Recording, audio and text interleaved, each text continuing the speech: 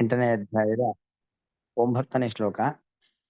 ಕವಿಂ ಪುರಾಣಂ ಅನುಶಾಸಿತಾರಂ ಅಣೋರಣೀಯಾಂಸಂ ಅನುಸ್ಮರೇದ್ಯಃ ಸರ್ವಸ್ಯ ಧಾತಾರಮಚಿಂತ್ಯ ರೂಪಂ ಆದಿತ್ಯವರ್ಣಂ ತಮಸಃ ಪರಸ್ತಾತ್. ಪದಚ್ಛೇದ. ಕವಿಂ ಪುರಾಣಂ ಅನುಶಾಸಿತಾರಂ ಅಣೋಃ ಅಣೀಯಾಂಸಂ ಅನುಸ್ಮರೇತ್ ಯಃ ಸರ್ವಸ್ಯ ಧಾತಾರಂ ಅಚಿಂತ್ಯ ರೂಪಂ ಆದಿತ್ಯವರ್ಣಂ ತಮಸಃ ಪರಸ್ತಾತ್. ಅಂದ್ರೆ ಭಗವಂತನ ನಿರಂತರ ಸ್ಮರಣೆ ಬೇಕು ಅಂತ ಕೃಷ್ಣ ಹೇಳ್ದ. ಏನಂತ ದೇವರನ್ನ ಸ್ಮರಣೆ ಮಾಡ್ಕೊಳ್ಬೇಕು? ಯಾಕಂದ್ರೆ ದೇವರ ಬಗ್ಗೆ ಪೂರ್ತಿಯಾಗಿ ತಿಳಿಲಿಕ್ಕೆ ಯಾರಿಗೂ ಸಾಧ್ಯವಿಲ್ಲ. ನಾವುಗಳು ನಮ್ಮ ನಮ್ಮ ಯೋಗ್ಯತೆಗೆ ಅನುಗುಣವಾಗಿ ಭಗವಂತನ ತತ್ವಜ್ಞಾನವನ್ನ ಪಡಿಬಹುದು. ಏನು ಅಂತ ದೇವರನ್ನ ಚಿಂತನೆ ಮಾಡಬೇಕು? ಧ್ಯಾನ ಅಂದ್ರೇನು?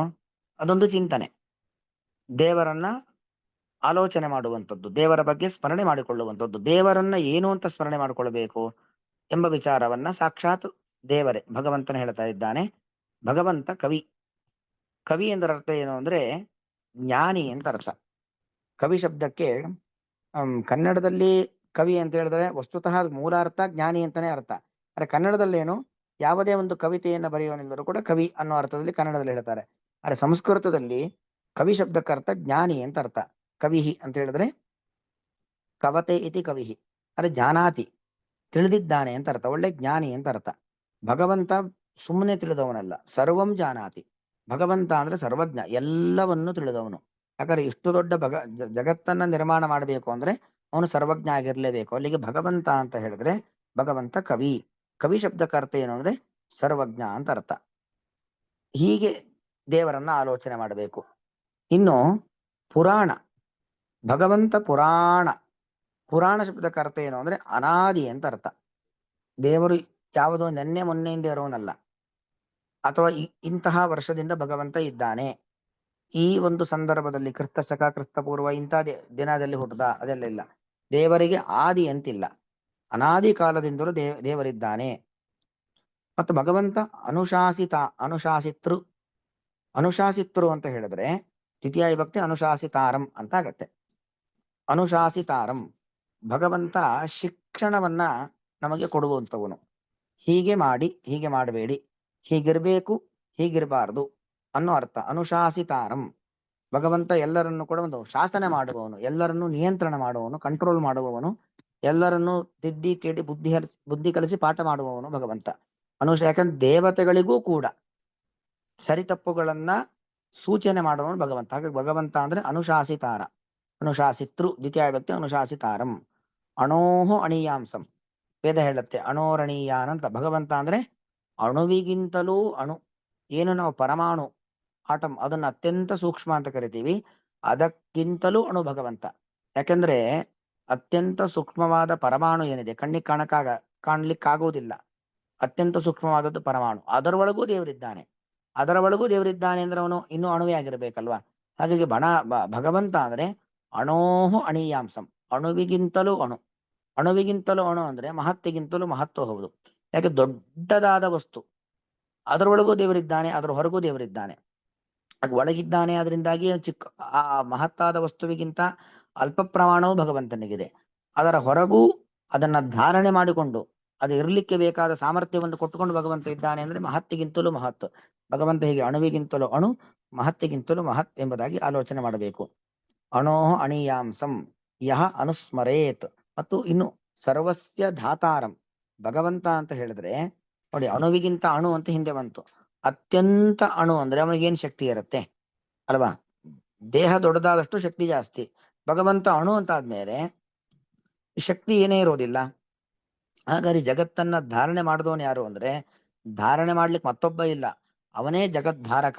ಸರ್ವಸ್ಯ ಧಾತಾರಂ, ಚೇತನಾತ್ಮಕವಾದ 84 ಲಕ್ಷ ಜೀವಿಗಳು ಚೇತನರು ಮತ್ತು ಅಸಂಖ್ಯಾತವಾಗಿರತಕ್ಕಂಥ ಜಡವಸ್ತುಗಳು, ಇದೆಲ್ಲವನ್ನೂ ಕೂಡ ಸರ್ವಸ್ಯ, ಅವರು ಇವರು ಅಂತಿಲ್ಲ, ದೇವತೆಗಳು, ಋಷಿಗಳು, ಮನುಷ್ಯರು, ರಾಕ್ಷಸರು, ದೈತ್ಯರು, ಜಡವಸ್ತುಗಳು ಎಲ್ಲವನ್ನೂ ಕೂಡ ಧಾರಣೆ ಮಾಡಿರ್ತಕ್ಕಂಥ ಭಗವಂತ ಸರ್ವಸ್ಯ ಧಾತಾರಂ.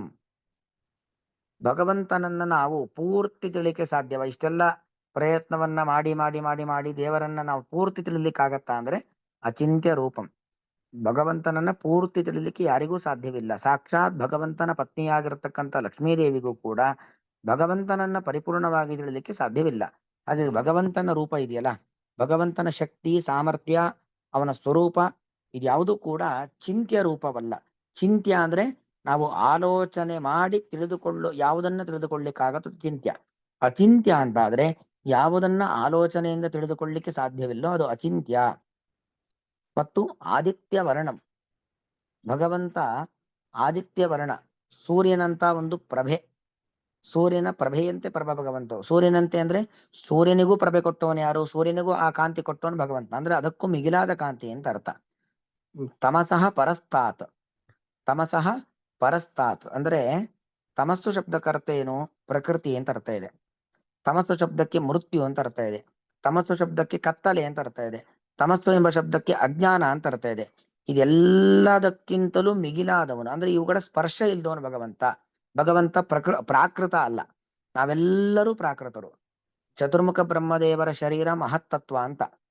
ಆ ಮಹತ್ತತ್ವದಿಂದ ಹಿಡಿದುಕೊಂಡು ಅಹಂಕಾರ ತತ್ವ, ರುದ್ರದೇವರು, ಪಂಚಭೂತಗಳು, ಎಲ್ಲಾ ದೇವತೆಗಳು, ಋಷಿಮುನಿಗಳು, ಮನುಷ್ಯರು, ದೈತ್ಯರು ಎಲ್ಲರೂ ಪ್ರಾಕೃತ ಶರೀರ ಇರುವಂಥದ್ದು. ಆದ್ರೆ ಭಗವಂತ ತಮಸಃ ಪರಸ್ತಾತ್, ಪ್ರಾಕೃತದ ಸ್ಪರ್ಶವೂ ಇಲ್ಲದವನು ಭಗವಂತ. ಇನ್ನು ತಮಸ್ಸು ಅಂದ್ರೆ ಕತ್ತಲೆ ಅಂತ ಅರ್ಥ. ಅವನ ಜೀವನದಲ್ಲಿ ಕತ್ತಲೆ ಅಂತಿಲ್ಲ. ಭಗವಂತನಿಗೆ ಅಜ್ಞಾನ ಅಂತಿಲ್ಲ. ತಮಸ್ ಶಬ್ದಕ್ಕೆ ಅಜ್ಞಾನ ಅಂತ ಅರ್ಥ. ಮತ್ತು ತಮಸ್ ಶಬ್ದಕ್ಕೆ ಮೃತ್ಯು ಅಂತ ಅರ್ಥ. ಮೃತ್ಯುರುವಾವ ತಮಃ ಅನ್ನೋ ಒಂದು ವಾಕ್ಯವನ್ನ ರಾಯರು ತಮ್ಮ ವ್ಯಾಖ್ಯಾನದಲ್ಲಿ ಉಲ್ಲೇಖ ಮಾಡುತ್ತಾರೆ. ತಮಸ್ಸು ಅಂದ್ರೆ ಮೃತ್ಯು ಅಂತ ಅರ್ಥ. ಮೃತ್ಯುವಿನ ಸ್ಪರ್ಶ ಇರದವನು ಭಗವಂತ.